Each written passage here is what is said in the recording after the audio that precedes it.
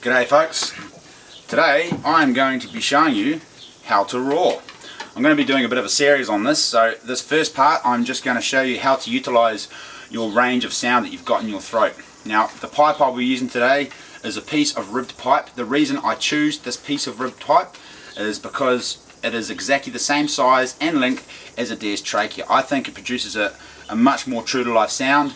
It's a lot more realistic sounding than a piece of alkathene pipe, a plastic bottle, a tin can with a string in it, and one of those green callers you can get. And I think it's much better than the AJ caller. I much prefer to use a manual caller as opposed to an electronic caller. It just feels better. It feels more sportsmanlike and, I don't know, more manly, I guess, to use a piece of pipe as opposed to a electronic push button thing.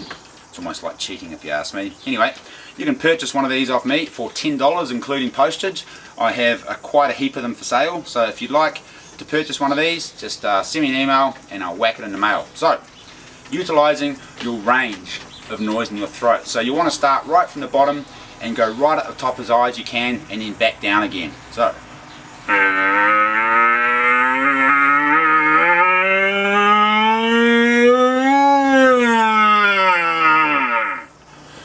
that's where you want to start. Now I try to get right down the bottom of my throat and make it as low and as grunty as possible whenever I moan. The noise will carry a lot better, and if you're making the noise right in the bottom of the throat, you can get that grunt in there. If you want to get really aggressive to get the other stag worked up.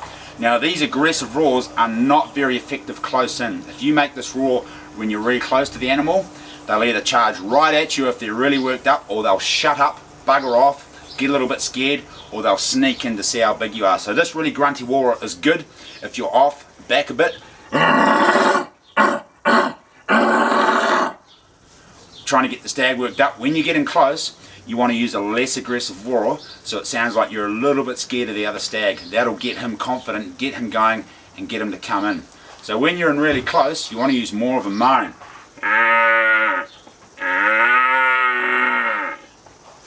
Not that aggressive roar.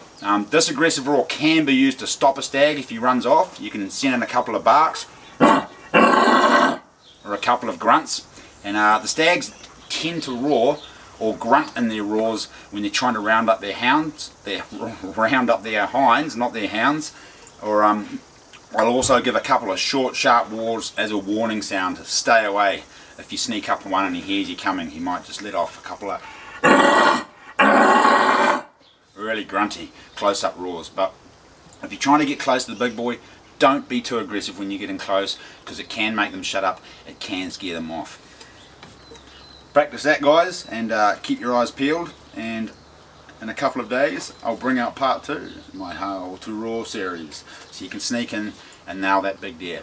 Now practice your soft, gentle roars and your high-pitched roars as well, because you can never judge the size of a stag by how loud he roars. I've seen some really big ones just give gentle moans, and I've seen some young spikers give really aggressive grunty roars. I've also seen some big deer give really grunty roars and some young spikers give soft moans. So never judge a book by its cover, guys.